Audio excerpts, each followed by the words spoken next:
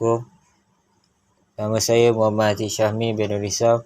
Hari ini kami ingin membentangkan Islam dan cabaran semasa globalisasi. 4.1 Pengaruh globalisasi terhadap masyarakat Islam. Apa itu globalisasi? Globalisasi merupakan satu proses untuk meletakkan dunia di bawah satu unit yang sama tanpa dibatasi oleh sepadan. Dari segi bahasa, globalisasi berasal dari kata dasar global yang bererti umum dan keseluruhan. Globalisasi dari pandangan Islam ialah satu proses yang melibatkan negara, modal, perkhidmatan, sebahagian pekerjaan yang merentasi sepadan dan memerlukan pemindahan dan perubahan yang sifat nasional. Manakala cendekiawan Barat mentakdirkan globalisasi sebagai satu proses kehidupan yang seberluas yang merangkumi segala aspek seperti politik, sosial dan ekonomi. Bagi ciri-ciri globalisasi, untuk sektor ekonomi, kegiatan menjadi lebih cepat, pasar ekonomi menjadi saling bergantung. Dari segi sosial, penggunaan bahasa Inggeris sebagai bahasa kerja hubungan internasional, wujudnya masyarakat pelbagai budaya.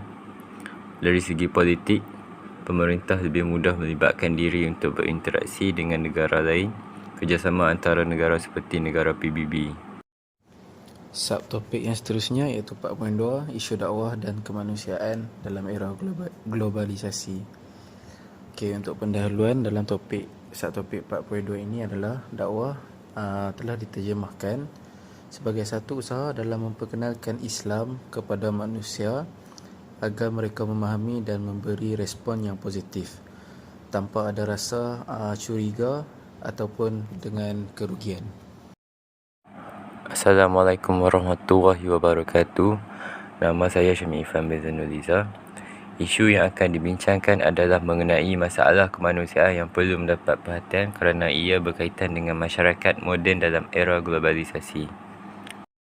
Masyarakat pada hari ini sangat mudah terdedah pada rayuan tipu helah dan dakyah. Isu ini menyeru agar keselamatan sejagat dan pada masa yang sama, mereka seolah-olah memaksakan budaya dan tamadun mereka untuk dilaksanakan dan dikembangkan. Padahal, budaya dan tamadun belum tentu sesuai untuk masyarakat lain. Islam amat mementingkan keselamatan sejagat tanpa mengira bangsa, budaya dan tamadun. Okey, Assalamualaikum dan salam sejahtera. Nama saya Isyad Hazim bin Ishak.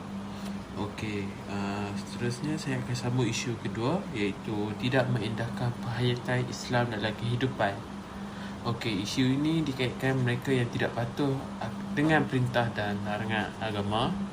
Okey, akibat yang diorang dapat daripada melanggar perintah agama adalah kehidupan mereka tidak terkendali dengan mengikut hawa nafsu dan terpengaruh dengan budaya asing yang bercanggah dengan akidah mereka.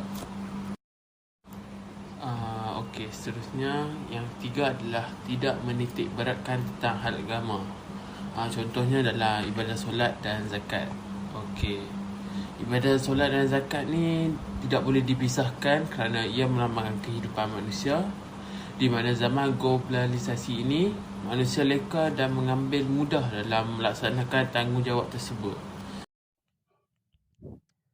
Kesimpulannya, kita dapat membezakan semangat globalisasi yang diperjuangkan di Barat dengan dakwah Islamiah yang bersifat global. Timbulnya istilah globalisasi Barat ini adalah satu cabaran dakwah Islamiah yang bertujuan untuk membimbing manusia kepada fitrahnya yang sesuai dengan ajaran penciptanya.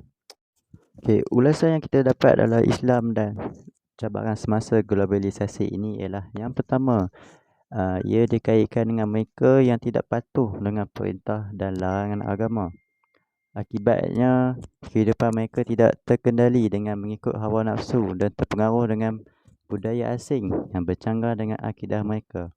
Dan yang kedua, ibadah solat dan zakat tidak boleh dipisahkan kerana ia melambangkan kehidupan manusia di mana zaman globalisasi ini manusia sangat leka dan mengambil mudah dalam melaksanakan tanggungjawab tersebut. Sekian, terima kasih.